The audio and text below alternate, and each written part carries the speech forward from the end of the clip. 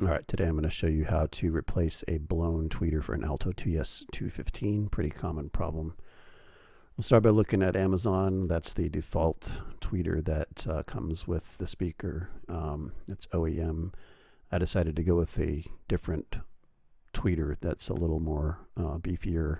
Also happens to be cheaper. And found this on Parts Express.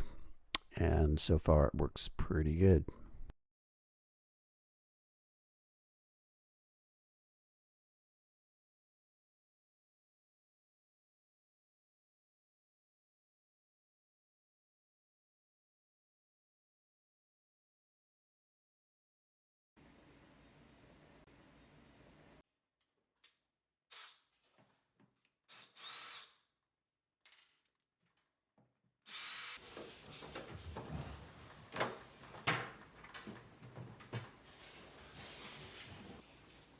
You will need an extender for the standard drill bit to make it easier to get into those holes.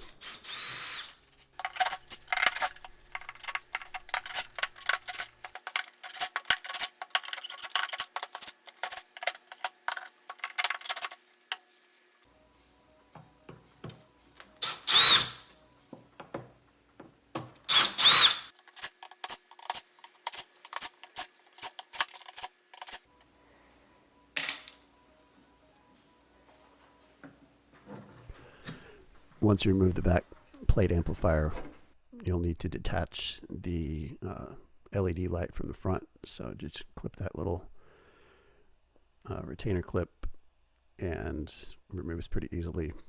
Then the other parts come unclipped. And you don't see it in this video, but I'm actually going to cut those wires and use just standard electrical connectors to reattach the tweeter. It makes it a lot easier, and that way they don't come loose accidentally.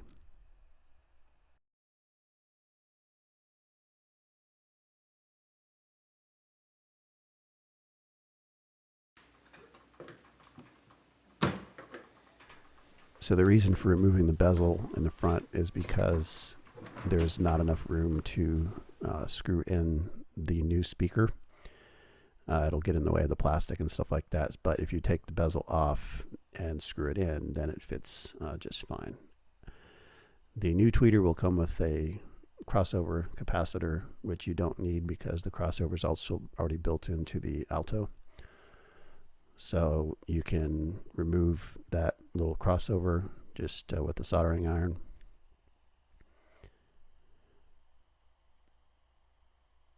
And I just use regular speaker wire to connect and solder the tweeter. This is necessary because otherwise it won't fit. You won't be able to solder it inside there because you can't get in there. But with the tweeter removed, it's pretty easy to solder the wires on. And then the next step will be screwing that tweeter back into the original housing. There you can see the different size, the much larger magnet and everything. So I think just a much better speaker than came with the original speaker. And as you can see, you do have to screw it in all the way, otherwise it will not fit. So just make sure you don't accidentally break off any of your soldering that you just did. So these are the wire twist clips that I use, just standard electrical connectors, and you'll want some cable ties to tighten everything down so it doesn't move around in there. So obviously you got to strip the wires, and once you do that, you'll just connect them, and pretty straightforward. Make sure that you pay attention to positive wires. I usually allow the clear one to be the positive wire, and then the one with the white mark to go to the negative.